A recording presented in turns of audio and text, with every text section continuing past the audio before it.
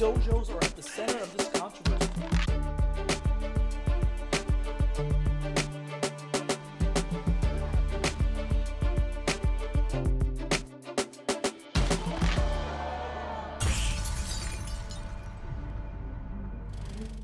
What's up, guys? Dave from Team Rubalcaba Network, TRN, Cobra Kai Theories and Reactions. What's up, guys? Holy moly, we are on episode 9. All right, if you guys haven't figured it out, we just dropped a ton of videos today. I made a commitment that I would catch up on all of the breakdowns, and we officially, together, guys, broke the record of how many videos I've ever shot in one single day.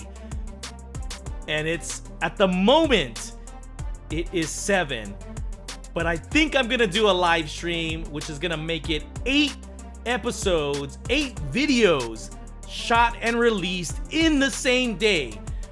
If that is not crazy, you guys gotta give me a hell yeah in the comments, man. I expect to see hell yeah, hell yeah, hell yeah. Just blow it up, man, because this is what you do when you love a show, when you're excited about it, is you just go on a straight out rampage. And that's what I did, guys. I literally went on a crazy rampage all day long making these videos. And now here we are on episode 9, Feel the Night. Episode 10 was the first one I released, so that one's done. So this is the final episode that we're gonna shoot today to finally finish all 10 episodes with the breakdown. So I hope you guys are enjoying them. I'm having fun, kind of like reliving and reacting to some of the images with you guys, and it's been a lot of fun. I can't believe that I've shot so many. My throat hurts so bad, you have no idea. It hurt after doing some of the videos right after when the videos dropped, and all the reaction videos that I filmed that nobody has seen yet.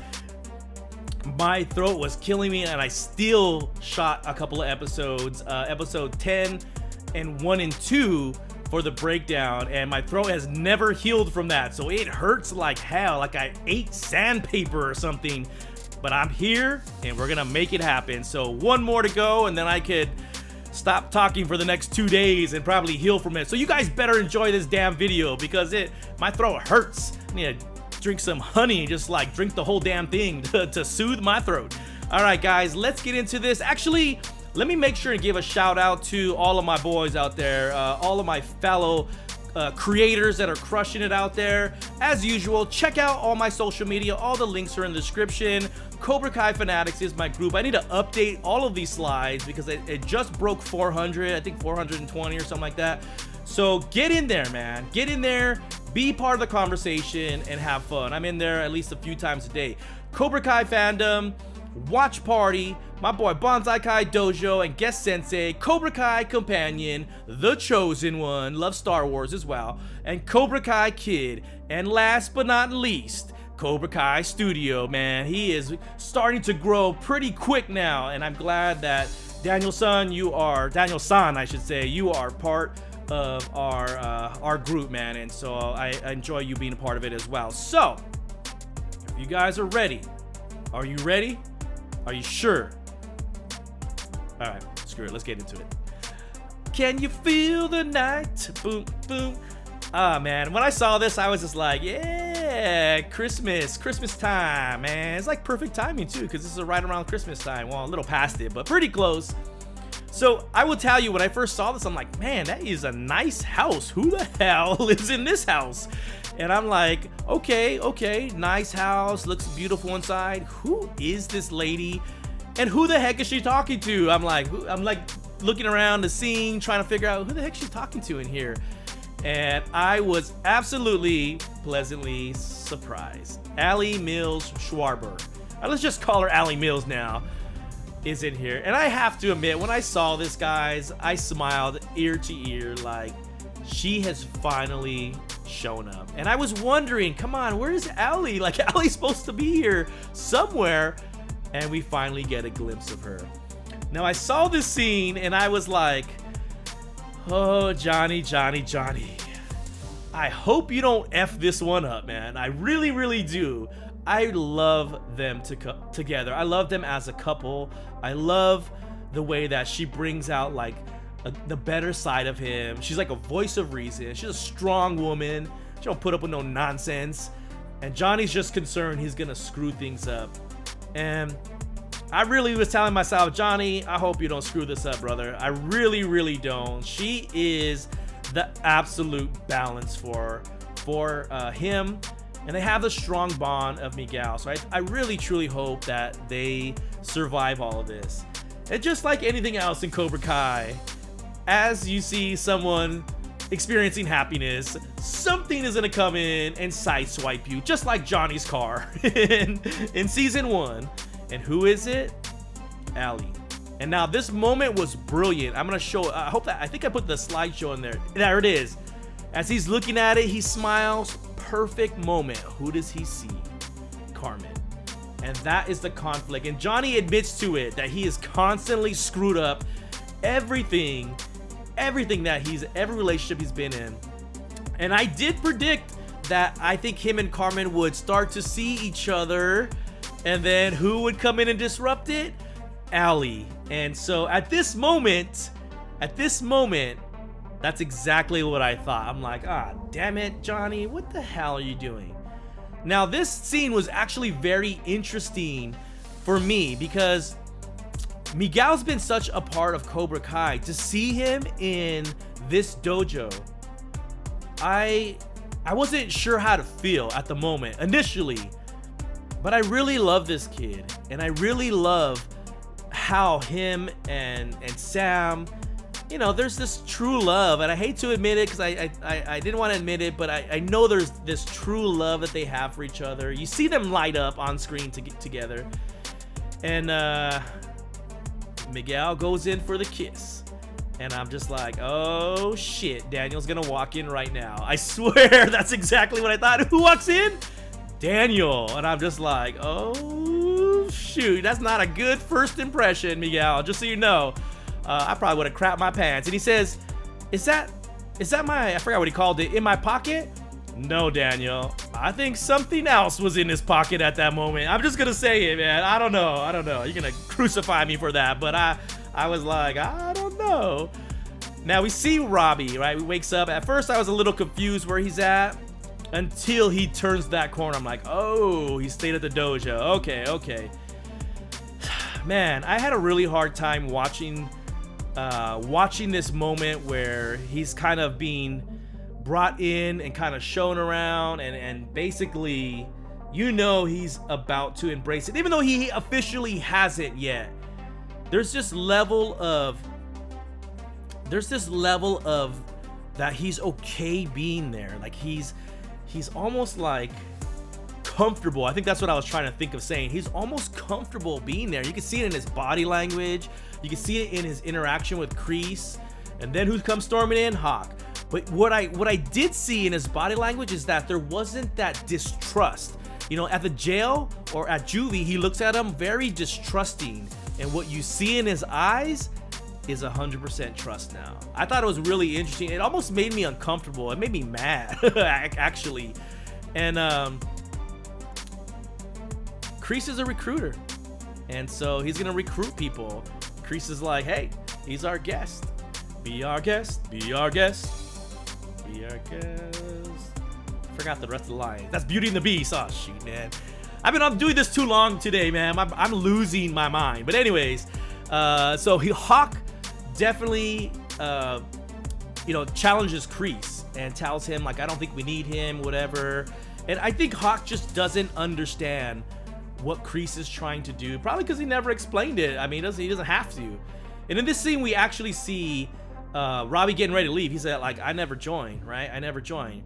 But like I said in the prior episode, I was so surprised on how Tory of all people, she should have hated him. She said that she did, and I think she actually says it right now. But she's able to help him see what Sensei Kreese has done for her, how to harness all of that stuff. And I gotta give her credit, man. She is the reason why Robby's here. She is the one, because she's speaking to him on a level that nobody else could. she's speaking to him on a level that he could have understood because she's lived that life. And if you've ever been in a situation where you're talking to someone that has lived a similar life that you have, it's like instant connection and almost instant trust because they understand you. And that's how she did it. All right, here we go. Allie and Johnny sitting in a tree. I'm just kidding. They didn't kiss. But, you know, I was thinking, oh, shame, shame, shame.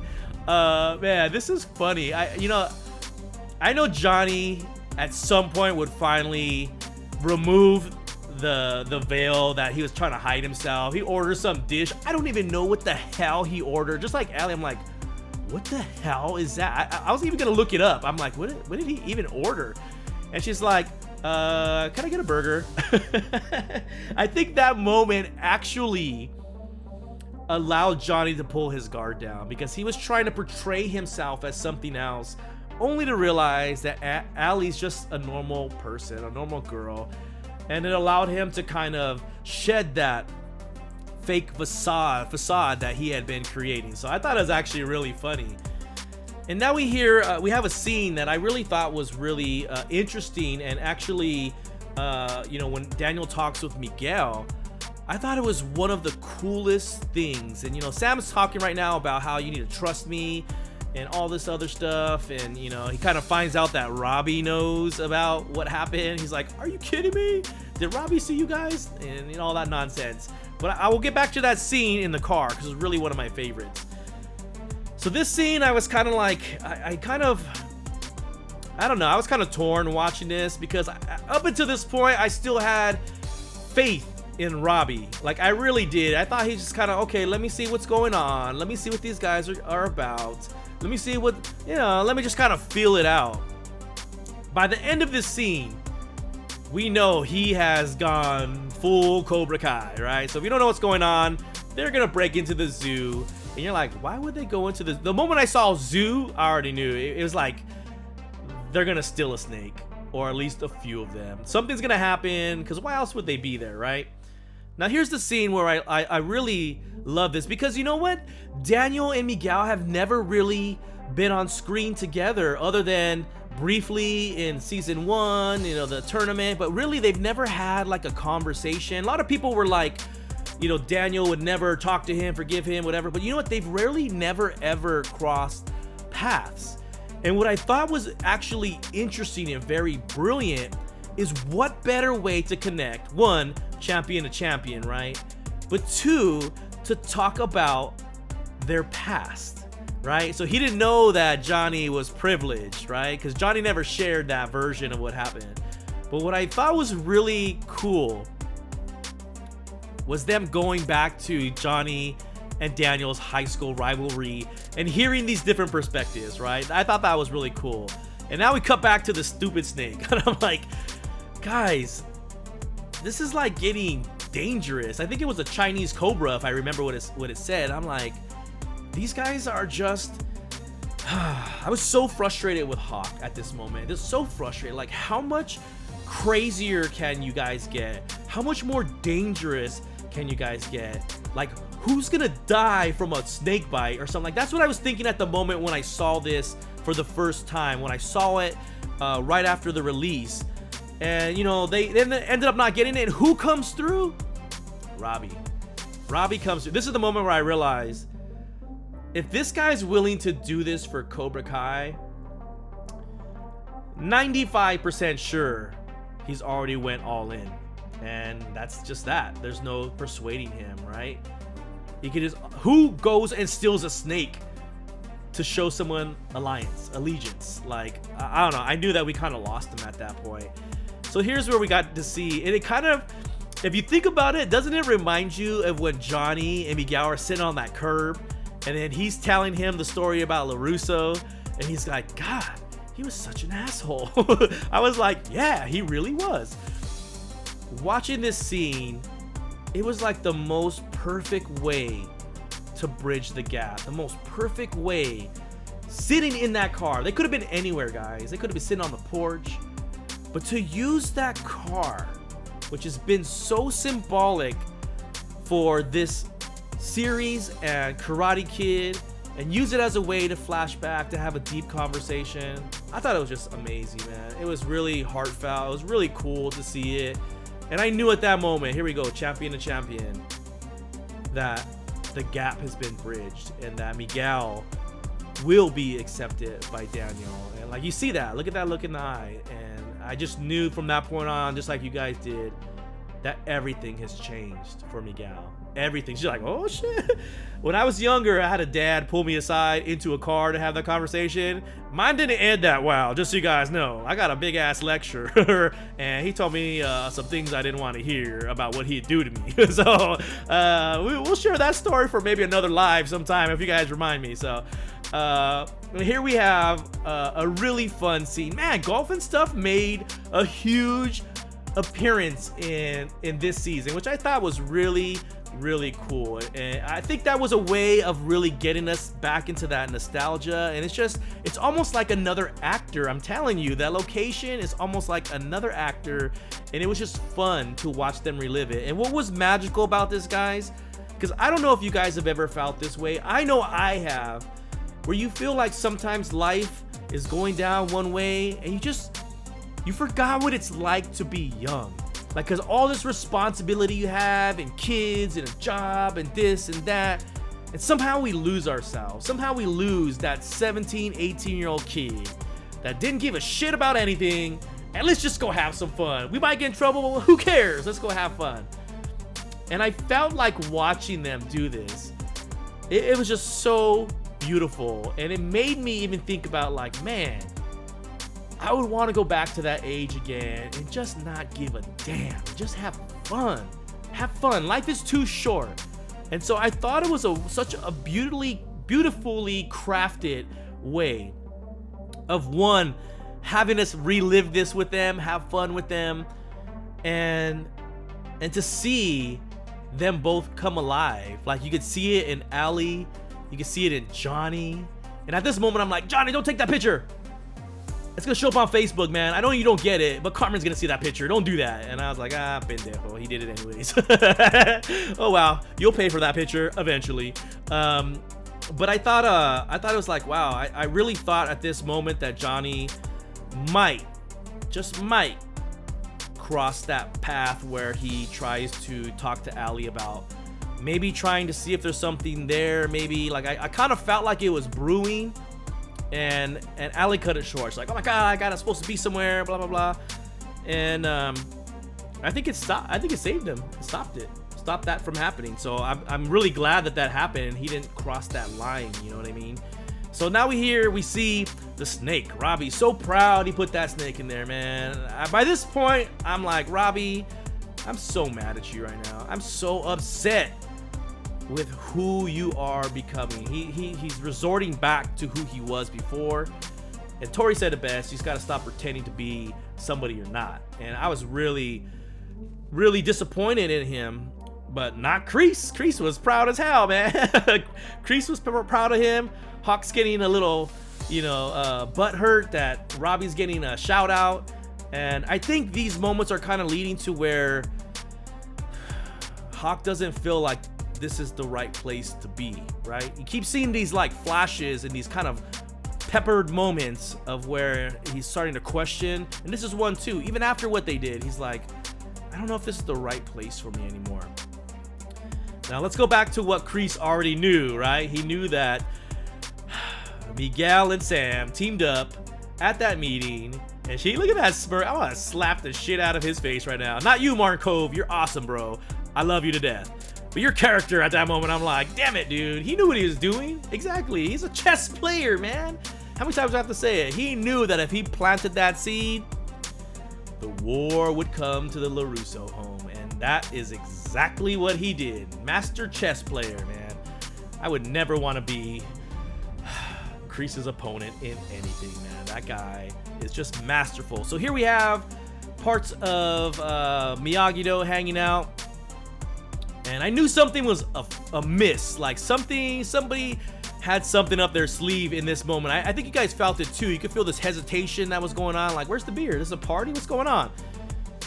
This is Samantha's and Miguel's master plan. And now I wonder, had this not happened, what would have happened if there was only like 3 people there? You know, here you have at least 2 dojos there. What would have happened if you only had 1? And so it's really funny that the same philosophies about your enemy is my enemy, so we're friends. That's exactly what Miguel and Sam did. And I love Dimitri's line. He like, you parent trapped us?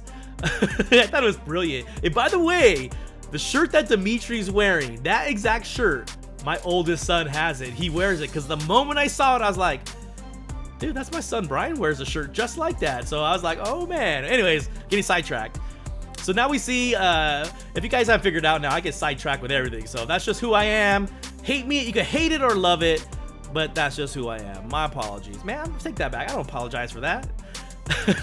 So Johnny's getting ready, that coat. I have to admit, man, Johnny looked sharp, man. He looked really sharp. And when I saw that white coat and I saw that spaghetti, I have to admit, I thought that spaghetti was gonna end up on him somehow. And he says, watch it. You think I want red sauce all over me or spaghetti? He said something like that. But he happens to see Daniel talking to Allie, and almost instantaneously you could see the rivalry begin, like right there, right as he's looking at them hug, almost knowing that Daniel is married, knowing that Daniel is happy. And thank God, you guys, look at that, there's the look on his face. I am so proud of Daniel and Amanda. Their united front in their marriage has been nothing short of amazing. Like when the chips were down, they stuck it out. Let me switch a slide. A lot of people thought that their marriage would end and that it was fractured and that they might separate. I did too. I thought that it was in jeopardy. So to see them stick together and fight through this together, I just thought it was amazing. Amazing. I don't know. I thought it was wonderful. So let me know what you guys think about this episode. Man, so much happening in this. We now know there's only 1 episode left. We now know that everything is coming to a boil in episode 10, and pretty much everything that we thought we knew is still going to be surprising us in episode 10. So if you haven't seen that, stop watching this, go watch it, and then go back and watch my episode 10 breakdown, man, because it is world-changing, earth-shattering episode. I will tell you this, my wife finally, Marlena, finally watched it today, and as she was watching it, I had to go sit down and watch it again with her, and it was epic, and she was surprised, and she was crying on certain parts, and just like it is such an emotional roller coaster, you will not be disappointed. So go check that one out, guys, as soon as we're done here. All right, guys, that's it. We did it. We got through all of these episodes. All of the breakdowns are there for your enjoyment. And now we're gonna figure out what to do next. All right, guys, whether that's fix the reaction videos, I don't know. I'm gonna figure it out. But thank you so much, guys. Check out that next episode. If you love this breakdown, please hit that like button. That really helps me. Put some comments in there. Tell me what your favorite part of it was. And if you haven't subscribed yet, subscribe to the channel. We are on our way to 3,000 subscribers. Help us make that happen. Thank you, guys. All right, guys, until next time, I'm gonna get on out of here. We'll talk to you soon.